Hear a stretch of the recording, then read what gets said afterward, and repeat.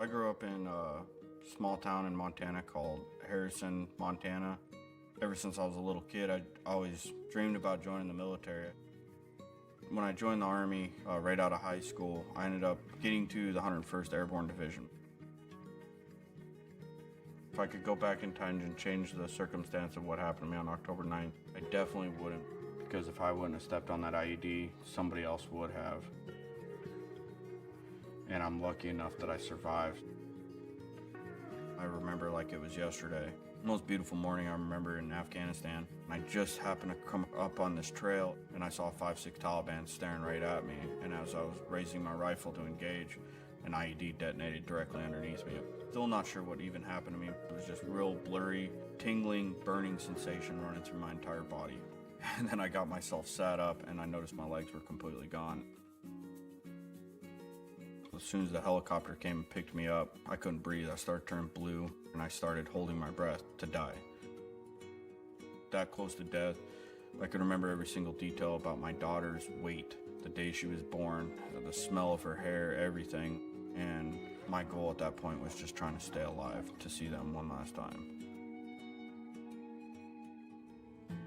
I think a big fear of his was that he would maybe lose his family, that I wouldn't still love him, or that he wouldn't be good enough for me anymore now that he didn't have the limbs. And so I told him, we're not going anywhere. We're a team and that we really would get through this together.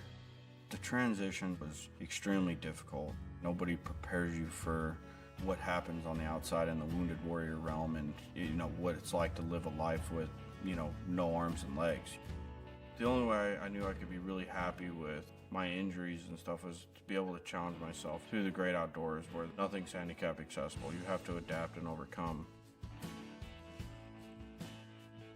One of the things that I really loved about those adventures is if there was other warriors out there with me, we'd learn from each other. And that's kind of like what led up to creating Mohawk Outdoors.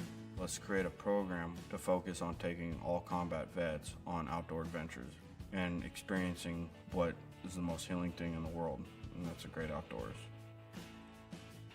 Out in nature, there isn't handrails to help you walk with. There isn't, nice flat surfaces for you to drive your wheelchair on and stuff like that.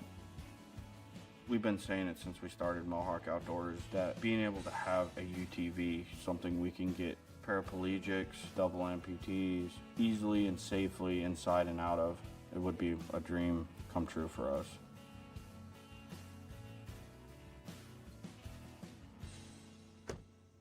Holy cow!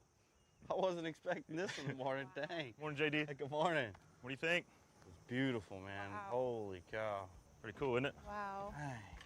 The winch system immediately caught my eye. The lights. Got A couple rifle racks. rifle. I just saw that. Oh my God. I've never seen one modified like this before. JD, it was an absolute honor to be a part of this project and modifying this K9 UTV to help you and your brothers to continue your mission through Mohawk Outdoors. So on behalf of Coyote and from one veteran to another, it's yours, brother. Thank you so much. You guys have no idea what you guys just did. Ready to take this thing for a ride? Let's do it.